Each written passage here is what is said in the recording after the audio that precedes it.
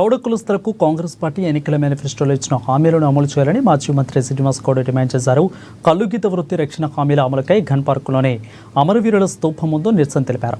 ఈ నిరసనలలో మాజీ మంత్రి శ్రీనివాస్ గౌడ్, రాష్ట్ర స్థాయి గౌడ కల్లుగీత సంఘాల నాయకులు పాల్గొన్నారు.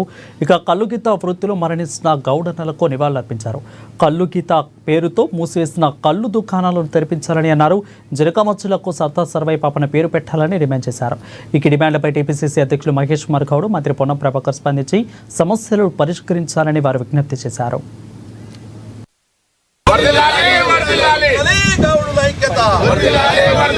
కాంగ్రెస్ పార్టీ రైతులకు, మహిళలకు, నిరుద్యోగులకు, విద్యార్థులకు, ముఖ్యంగా అత్యధిక జనాభా గల కుల వృత్తులకు ఎన్నో హామీలు ఇచ్చింది.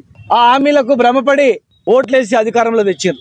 ఇలా అధికారంలో వచ్చిన మరుక్షణం నుంచే ఎవరైతే ఓట్లేసి అధికారంలో కూర్చునబెట్టినరో ఆ వర్గాలను తొక్కుతూ, అణచివేస్తూ, రకరకాలుగా హింసిస్తూ, అనేక అక్రమ కేసులు పెడుతూ, కుల వృత్తులను ధ్వంసం చేస్తూ, అవమానపరుస్తూ ఇలా పోతా ఉంది. ఏ వృత్తిలన్నా చనిపోతారా? దయచేసి మానవత్వం ఉన్నటువంటి మనుషులు దయచేసి ఒక్కసారి ఆలోచన చేయండి. మా వృత్తి మీద జరుగుతున్న నిర్బంధాన్ని మేమందరం కూడా గౌడ సంఘాల నాయకులము ఖండిస్తున్నాము.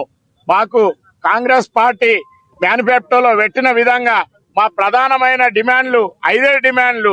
మాకు 25% వయసులలో రిజర్వేషన్ ఇచ్చి గౌడ సొసైటీలకు, టీసీఎస్లకు ఇస్తామని కాంగ్రెస్ మేనిఫెస్టోలో పెట్టినరు.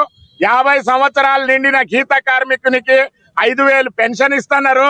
చెట్టు మీదకి వెళ్ళి పడి చనిపోయిన గీత కార్మికులకు 10 లక్షలు ఎక్స్గ్రేషియా ఇస్తున్నారు. ఇప్పటి వరకు 1 రూపాయి కూడా ఇవ్వలేదు. మరియు సర్దార్